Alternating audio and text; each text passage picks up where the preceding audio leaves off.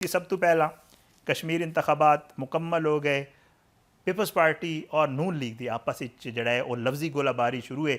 नून league कह रही है बड़े शफाफ मुनसिफाना गैर जानबदाराना इंतखाबात होए ने, तुसी की कहोगे इन्हां इंतखाबात दे हवाले नाल? मेरा ਜਿਹੜੇ ਇਲੈਕਸ਼ਨ ਹੋਏ ਨੇ ਕਿ ਉਹ ਪੀਪਲਸ ਪਾਰਟੀ ਨੇ ਜਿਹੜੀ ਗੱਲ ਕੀਤੀ ਹੈ ਉਹ ਸਾਡੇ ਤੇ ਕਿਉਂਕਿ ਗਵਾਂਢ ਵਿੱਚ ਕਸ਼ਮੀਰ ਹੈ, ਮੇਰੇ ਗ੍ਰਾਂ ठीक ਤੋਂ है। ਅੱਗੋਂ ਕਸ਼ਮੀਰ ਸ਼ੁਰੂ ਹੋ ਜਾਂਦਾ ਹੈ ਤੇ ਸਾਨੂੰ ਪਤਾ ਹੈ ਕਿਤਨਾ ਕੁ ਉੱਥੇ ਆਪਣਾ ਇਮਾਨਦਾਰਾਂ ਨਾਲ ਇਲੈਕਸ਼ਨ ਹੋਇਆ ਹੈ। ਟਰਨ ਆਊਟ ਹੀ ਨਹੀਂ ਸੀ, ਮੇਰੇ ਹਾਲ ਹਾਰਡਲੀ 10% ਲੋਕ ਨਿਕਲੇ ਨੇ ਜਿਨ੍ਹਾਂ ਨੇ ਪਿਛਲੀ ਵਾਰੀ 50-50 ਹਜ਼ਾਰ ਵੋਟ ਲਏ ਮਤਲਬ ਲਏ ਸਨ ਔਰ ਹਾਰ ਗਏ ਸਨ। जी जी। ਇਸ ਵਾਰ ਉਹ 18-18 ਹਜ਼ਾਰ 15-15 ਹਜ਼ਾਰ ਲੈ ਕੇ ਜਿੱਤੇ ਰਹੇ ਨੇ। ਤੇ ਇਸ ਵਾਸਤੇ ਕਸ਼ਮੀਰ ਇਲੈਕਸ਼ਨ ਦੀ ਜੋ ਮਰਜ਼ੀ ਦਾਵਾ ਕਰਦੇ ਰਹਿਣ ਉਹਦੀ ਕੋਈ ਐਸੀ ਅਹਿਮੀਅਤ ਹੈ ਹੀ ਨਹੀਂ। ਅਨਫੋਰਚੂਨੇਟਲੀ ਇਲੈਕਸ਼ਨਾਂ ਦੀ ਜਿਹੜਾ ठीक। ਪ੍ਰੋਸੈਸ ਹੈ ਨਾ ਜੀ, ਉਹ ਲੋਕਾਂ 'ਚ ਇਤਮਾਦ ਹੀ ਕੋਈ ਨਹੀਂ ਰਿਹਾ ਉਹਦੇ 'ਚ, ਖਾਸ ਕਰਕੇ 24 ਦੇ ਇਲੈਕਸ਼ਨ ਤੋਂ ਬਾਅਦ ਜਿਹੜਾ ਉਹ ਬਿਲਕੁਲ ਹੀ ਲੋਕ ਜਿਹੜੇ ਨੇ ਇਲੈਕਸ਼ਨ ਦੇ ਔਰ ਜਮਹੂਰੀਅਤ ਦੇ ਇਸ ਪ੍ਰੋਸੈਸ 'ਚੋਂ ਉਹ ਬਿਲकुल ਬਦਲ ਹੋ ਚੁੱਕੇ।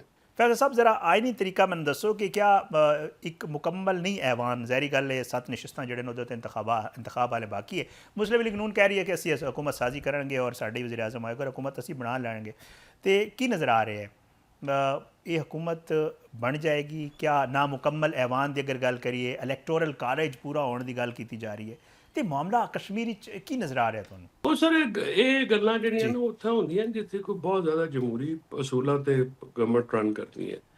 ਇਹ ਤੇ ਤੁਹਾਨੂੰ ਆਪ ਪਤਾ ਹੈ ਕਿ ਜੋ ਸੂਰਤ-ਏ-ਹਾਲ ਇਸ ਮੁਲਕ 'ਚ ਹੈ, ਕਿਆ ਹਕੂਮਤ ਕਿਸੇ सही। ਤੌਰ ਤੇ ਵੀ ਕਲੇਮ ਕਰ ਸਕਦੀ ਹੈ ਕਿ ਜਮਹੂਰੀ ਹਕੂਮਤ ਹੈ ਜਾਂ ਇਲੈਕਸ਼ਨ ਵਿੱਚ ਮੁੰਤਖਬ ਹਕੂਮਤ ਹੈ। ਇਸ ਵਾਸਤੇ ਇਹ ਗੱਲਾਂ ਜਿਹੜੀਆਂ ਨਾ ਇਹ ਕਰਨੀਆਂ ਵੀ ਟਾਈਮ ਦਾ ਜ਼ਾਇਆ ਹੈ ਕਿ ਇਸ ਹਕੂਮਤ ਦੇ ਹੁੰਦਿਆਂ ਜਾਂ ਇਹਨਾਂ ਲੋਕਾਂ ਦੇ ਹੁੰਦਿਆਂ ਤੁਹਾਨੂੰ ਨਾ ਤੇ ਕੋਈ ਸਿਆਸੀ जी ਅਸੂਲ जी। ਜਾਂ ਕੋਈ ਅਖਲਾਕੀਆਤ ਜਾਂ ਕੋਈ ਸਹੀ ਗੱਲ ਕਰਨ ਦੀ ਜਿਹੜੀ ਹੈ ਨਾ ਉਹ ਇਹਨਾਂ ਵੈਸੇ ਖਤਮ ਕਰ ਛੋੜੀ ਹੈ।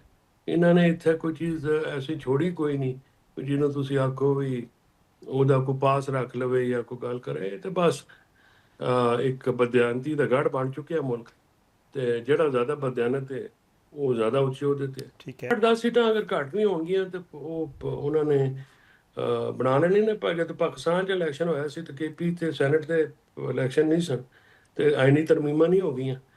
ਤੇ ਇਸ ਵਾਸਤੇ ਜਿਹੜਾ ਉੱਥੇ ਕੋਈ ਕਿਹਨੇ ਚੈੱਕ ਕਰਨਾ? ਫੋਰ ਐਗਜ਼ਾਮਪਲ ਇਹ ਜਿਹੜਾ ਤੁਹਾਡਾ ਸਵਾਲ ਤੇ ਬੜਾ ਬਿਹਤਰ ਹੈ, ਲੇਕਿਨ ਇਸ ਨੂੰ ਚੈੱਕ ਕੌਣ जी ਕਰੇਗਾ? ਅਦਾਲਤਾਂ ਉਹ ਤਾਂ ਬਿਲਕੁਲ ਇੰਤਜ਼ਾਮੀਆ ਦੇ ਮਾਤਹਿਤ ਹੋਈਆਂ ਔਰ ਆਜ਼ਾਦ ਅਦਾਲਤਾਂ ਦਾ ਤਸੱਵੁਰ ਜਿਹੜਾ ਪਾਕਿਸਤਾਨ 'ਚ ਖਤਮ ਹੋ ਗਿਆ ਔਰ ਕਸ਼ਮੀਰ 'ਚ ਵੀ ਖਤਮ ਹੋ ਗਿਆ। ਉਹ ਕਿਹਦੀ ਜਗ੍ਹਾ ਨਹੀਂ ਹੈ ਤੁਸੀਂ ਕਹੋ ਕਿ ਐਸਾ ਕੁਝ ਹੋ ਜਾਏਗਾ। ਜਿਹੜਾ ਕੋਈ ਕਰਦਾ ਹੈ, ਜੱਜ ਕੋਈ ਹਿੰਮਤ ਕਰਦਾ ਹੈ, ਉਹਦਾ ਧੜਨ ਤਖਤਾ सही। ਕਰ ਦਿੰਦਾ, ਉਹਦਾ ਤੀਆ ਪਾਂਚਾ ਇੱਕ ਕਰ ਛੱਡਦਾ। फैज़ल चौधरी साहब पीपल्स पार्टी बार बार कह रही है कि जी बड़ा धांधली ज़्यादा इलैक्शन है, और कल तो एक प्रैस कॉन्फ्रेंस हुई, मैं तो सुन के हैरान रह गया। पलवशा साहबा ने कहा कि जी बड़ी उन्होंने गल की। बहरहाल ये दस दो कि जी ये जो पीपल्स पार्टी की तरफ को इल्ज़ामात लाए जा रहे हैं, एक तो इन्होंने इल्ज़ामात की हकीकत, और दूजा इन्होंने इल्ज़ामात को लेके कितना एक सीरीयस या संजीदा ये मामला अगे जाके बन सकता है मुस्लिम लीग नून वास्ते या पीपल्स पार्टी दे अगे पीपल्स पार्टी का लाएअमल की होएगा? ਮੇਰਾ ਨਹੀਂ ਖਿਆਲ ਉਹਨਾਂ ਦੀ ਇਤਨੀ ਜ਼ਰੂਰਤ ਹੈ ਕਿ ਉਹ ਆਪਣਾ ਇਨਕਾਰ ਕਰ ਸਕਣ। ਉਹ ਇਸੇ ਤਨਖਾਹ ਤੇ ਕੰਮ ਕਰਨਗੇ। ਅਗਰ 28ਵੀਂ ਤਰਮੀਮ ਵਿੱਚ ਨਵੇਂ ਸੂਬੇ ਬਣਾਉਣ ਵਾਲੀ ਜਿਹੜੀ ਗੱਲ ਹੈ ਉਹ ਉਹਨਾਂ ਵਾਸਤੇ ਔਖੀ ਹੈ। ਉਹਨਾਂ ਦੇ ਗਲੇ ਤੋਂ ਵੱਡੀ ਜ਼ਿਆਦਾ ਹੱਡੀ ਹੈ, ਉਹਨੇ ਅੰਦਰ ਨਹੀਂ ਜਾਣ ਲੱਗੀ। ਤੇ ਇਹ ਕਸ਼ਮੀਰ ਇਲੈਕਸ਼ਨ जी ਇਹ ਕੋਈ ਇਤਨੀ ਵੱਡੀ ਗੱਲ ਨਹੀਂ ਹੈ ਉਹਨਾਂ ਵਾਸਤੇ। ਨਾ ਹੀ ਉਹਨਾਂ ਦਾ ਫਰੈਂਕਲੀ ਸਪੀਕਿੰਗ ਕੋਈ ਇਤਨਾ ਸਟੇਕ ਹੈ ਕਸ਼ਮੀਰ ਵਿੱਚ। ਕੀ ਸਟੇਕ ਹੈ ਉੱਥੇ? ਇਸ ਵਾਸਤੇ ਉਹ ਇਸੇ ਤਨਖਾਹ ਤੇ ਕੰਮ ਕਰਨਗੇ। ਮੈਨੂੰ ਨਹੀਂ ਲੱਗਦਾ ਕਿ ਉਹ ਇਸ ਤੋਂ ਪਰਾਂ ਹਟਣਗੇ।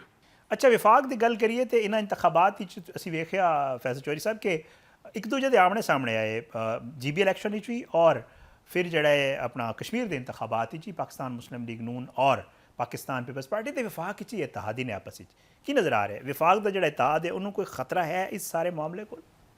28ਵੀਂ ਤਰਮੀਮ ਵਿੱਚ ਜਿਹੜਾ ਸੂਬਿਆਂ ਦਾ ਮਾਮਲਾ ਹੈ ਨਾ ਉਹ ਪੀਪਲਸ ਪਾਰਟੀ ਵਾਸਤੇ ਪ੍ਰੋਬਲਮ ਹੈ। सही। ਉਹਦੀ ਵਜ੍ਹਾ ਹੈ ਕਿ ਉਹ ਜਿਹੜੇ ਅੰਦਰੂਨ ਸਿੰਧ ਮਾਮਲਾ ਹੈ ਉਹ ਇਹਨਾਂ ਦਾ ਵੋਟਰ ਉੱਤੇ ਜਿਹੜੇ ਕੌਮਪ੍ਰਸ ਨੇ ਜਾਂ ਜਿਹੜੇ ਹਾਰਡ ਲਾਈਨਰਸ ਨੇ ਉਹ ਫਿਰ ਉਹ ਇਸ ਗੱਲ ਤੇ ਨਹੀਂ ਆਉਂਦੇ ਤੇ ਉੱਥੇ ਇਹਨਾਂ ਨੂੰ ਮਸਲਾ ਬਣੇਗਾ ਅਗਰ ਉਹ ਹੁੰਦਾ ਹੈ।